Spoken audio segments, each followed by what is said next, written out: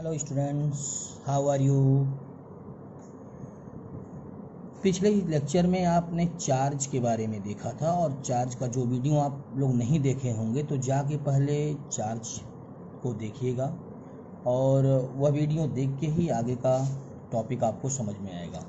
आज जो हमें पढ़ना है वह पहली हेडिंग यह होगी, व्हाट इज कूलॉम्स लॉ। जैसे चार्ज है तो चार्ज आपने पढ़ा था कि चार्ज दो टाइप का होता है, positive charge and negative charge. अगर दो चार्ज पॉजिटिव और नेगेटिव हैं तो इनके बीच अट्रैक्शन होता है, अट्रैक्शन फोर्स अप्लाई होता है। अगर दोनों पॉजिटिव हैं तो एक दूसरे को रिपेल करते हैं और दोनों नेगेटिव हैं तो भी रिपेल करते हैं, लेकिन कितने फोर्स से, इसी के बारे में कूलॉम ने बताया। वही आपका पहला होगा topic,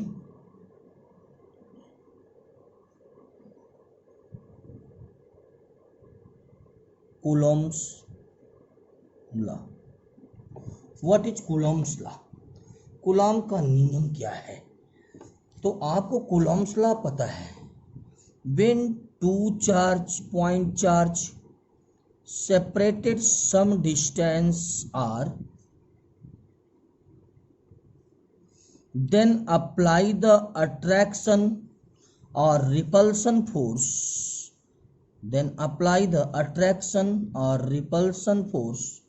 is directly proportional to the product of mass, product of charge, and inversely proportional to the square of distance. आपको बताया मैंने कि दो चार्ज जब पॉइंट चार्ज हों और एक दूसरे से कुछ डिस्टेंस पे सेपरेट किए गए हों तो इस पे अप्लाई होने वाला अट्रैक्शन या रिपल्सन फोर्स चार्ज के प्रोडक्ट के डायरेक्टली प्रोपोर्शनल और डिस्टेंस के स्क्वायर के इनवर्सली प्रोपोर्शनल होता है। जबकि आपको मालूम है F is directly proportional Q1 Q2 upon R square. एक चीज ध्यान दीजिएगा, दोनों पे पॉजिटिव चार्ज है, दोनों एक दूसरे को रिपेल करेंगे,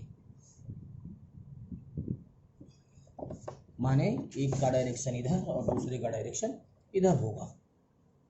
अब आइएगा, हम प्रोपोर्शनल हटाने के लिए कांस्टेंट मानते हैं, constant Q1 Q2 upon R square. यह आप लिख सकते हो कूलॉम्स लॉ में। इसका मतलब यह हुआ कि F K की value 1 upon 4 pi epsilon not Q1 Q2 upon R square, जहाँ पे epsilon not is equal to, जो एप्सिलॉन नॉट है वह आपका परमिटिविटी ऑफ फ्री स्पेस है,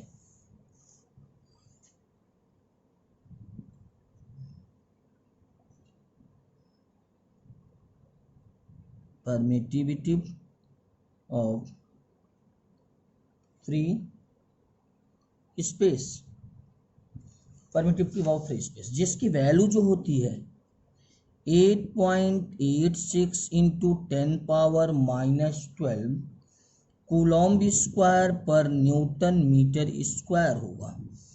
यह आपका कूलॉम का नियम है। मैंने बताया जब दो चार्ज कुछ डिस्टेंस पे सेपरेट किए जाते हैं तो इस पे अप्लाई होने वाला अट्रैक्शन फोर्स उसके चार्ज के प्रोडक्ट के डायरेक्टली प्रोपोर्शनल होता है और डिस्टेंस के स्क्वायर के इनवर्सली प्रोपोर्शनल होता है। दोनों को मिला दिया आपने तो Q1 Q2 upon R square, F is equal to K Q1 Q2 upon R square, या F is equal to 1 upon 4 pi epsilon not Q1 Q2 upon R square. हाँ, एक चीज़ और होता है कि यदि इसको सॉल्व कर दें तो F is equal to 9 into 10 power 9 into Q1 Q2 upon R square. आपके मन में एक प्रश्न आ रहा होगा, ये 9 इंटू 10 पावर 9 कहाँ से है, तो मैं बता रहा हूँ, उसको सॉल्व करिएगा। 1 अपॉन 4 इंटू पाई की वैल्यू 22/7 इंटू एप्सिलॉन नॉट की वैल्यू, यह पुट करके यदि सॉल्व करते हैं तो यही वैल्यू आपकी लगभग आ जाएगी। तो मैंने F का मान बता दिया अब क्वेश्चन यह आता है कि यदि यह वैक्यूम है या एयर है तो ठीक है, लेकिन यदि किसी मीडियम में पुट किया गया हो तब formula F is equal to 1/4 pi epsilon not के Q1 Q2 upon R square, जहाँ K जो होता है डाइलेक्ट्रिक कांस्टेंट है, कांस्टेंट ये सबके लिए अलग अलग होता है। वाटर के लिए कुछ होता है, अगर माइका लेंगे तो उसके लिए अलग होगा। तो यह जो होगा आपका डाइलेक्ट्रिक कांस्टेंट है। अब क्वेश्चन यह है कि इसको आप कूलॉम्स लॉ को वेक्टर फॉर्म में लिखिए। तो लिखेंगे आप vector form of Coulomb's law, important है क्लास 12 के बोर्ड के लिए। फॉर्म ऑफ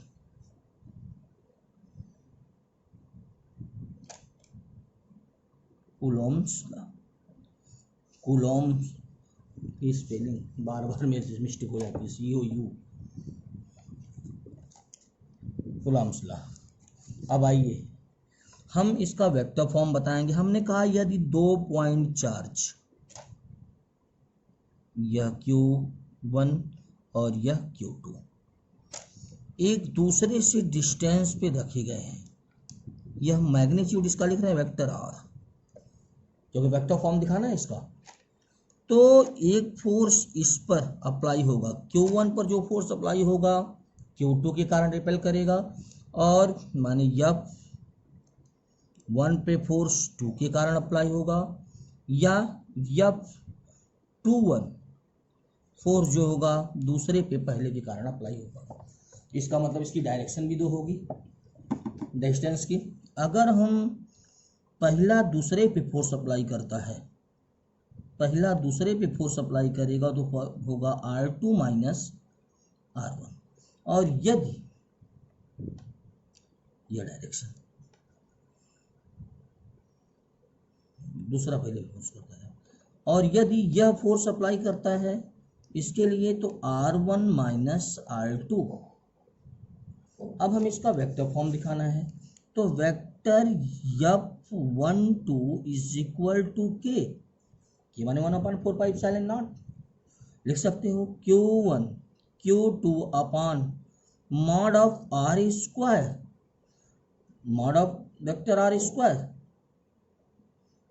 लेकिन यह तो अभी स्केलर है, इसको वेक्टर में कन्वर्ट करना होगा। तो आप जानते हैं डायरेक्शन दिखाने के लिए उसका यूनिट वेक्टर लिखते हैं। तो यूनिट वेक्टर आप पहला दूसरे पे फोर्स, पहले पे दूसरा फोर्स अप्लाई करता तो डिस्टेंस, पहला पे दूसरा फोर्स अप्लाई करता डिस्टेंस, यह मेजर क्या करेंगे तो माने कैप R1 माइनस R2। जबकि आपको पता है कैप A बराबर vector A upon mod of vector A लिखा जा सकता है। तो लिख सकते हैं vector F12 is equal to K Q1 Q2 upon R square into vector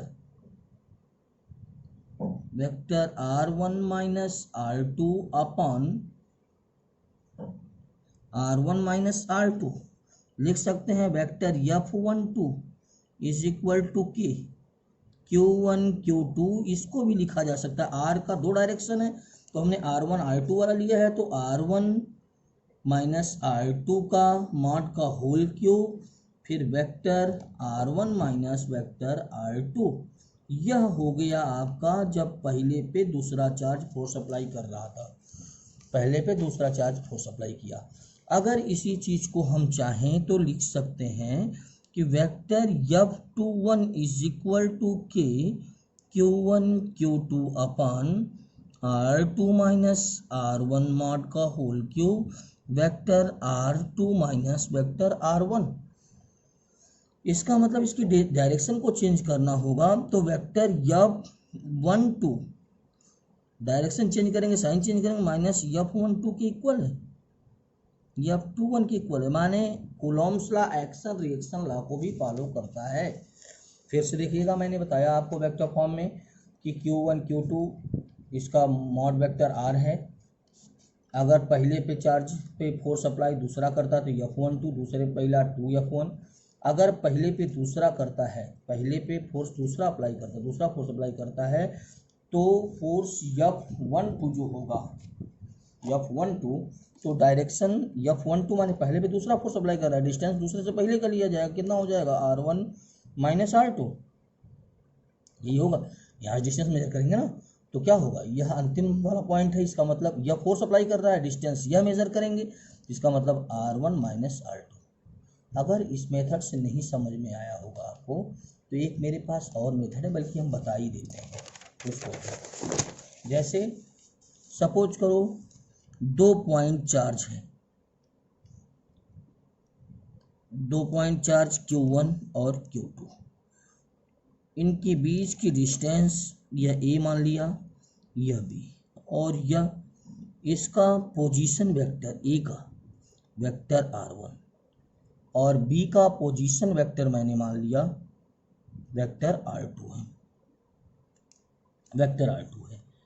और यदि आपको वेक्टर AB निकालना हो तो क्या आप जान सकते हो निकल सकता है कैसे, OB माइनस OA से, पोजीशन वेक्टर 11th में आपने पढ़ा होगा, माने vector R2 minus vector R1। या वेक्टर BA निकालना हो तो लिख सकते हो vector OA minus vector OB, vector OA minus vector OB मतलब वेक्टर R1 माइनस R2, लिखा जा सकता है कि नहीं। इसी तरह यदि हमें निकालना हो, यदि निकालना हो, अच्छा इसको लिख सकते हैं वेक्टर R21, इसको लिख सकते हैं वेक्टर R12। अच्छा अब अगर हमें निकालना हो क्या कि कैप AB क्या होगा, कैप AB माने vector AB upon mod of vector AB, लिख सकते हैं फार्मूला यूनिट वेक्टर। तो वेक्टर AB मतलब है vector R21 upon mod of vector R21 लिखा जा सकता है। अब आइए हम फोर्स लगाते हैं। अब लगाएंगे फोर्स F21 लगाते हैं। F21 बराबर होगा Q1 Q2 अपॉन दूसरे पे पहला तो डिस्टेंस भी मेजर करेंगे, कितना आएगा R21 का whole square into cap AB, value रख देता हूँ Q1 Q2 अपॉन R21 का whole square into vector R21 upon R21 को लिखा जा सकता है vector F21 is equal to Q1 Q2 upon R21 का whole cube vector R21। Okay, यह तो आपने F12 निकाल दिया। अगर इसी प्रकार सिमिलरली F12 फाइंड करना होता तो क्या करते, Q1 Q2 अपॉन R12 का whole cube into vector R12। या इसको हम डायरेक्शन चेंज कर दें तो यह देखिए, इसका अगर 1 2 है 2 1 करेंगे तो वेक्टर साइन है, साइन चेंज होगा Q1 Q2 अपॉन, इससे कोई मतलब नहीं, चाहे R12 लिखें चाहे 2 1 लिखें, स्केलर क्वांटिटी है। लेकिन यहाँ पे ही डायरेक्शन मैंने चेंज किया इसलिए साइन माइनस का लगाया, तो वेक्टर R21। अब आपने देखा कि जो वेक्टर F12 है वह माइनस वेक्टर F21 के इक्वल है, जो थर्ड लॉ, न्यूटन के थर्ड लॉ को सेटिस्फाई करता है। तो आप कह सकते हैं कूलॉम्स लॉ न्यूटन के थर्ड लॉ को क्या करता है, सेटिस्फाई करता है। अब इससे कुछ न्यूमेरिकल्स आते हैं, इस क्वेश्चन से रिलेटेड कुछ न्यूमेरिकल्स आएंगे। वह न्यूमेरिकल्स हो सकता है आपसे दे दे,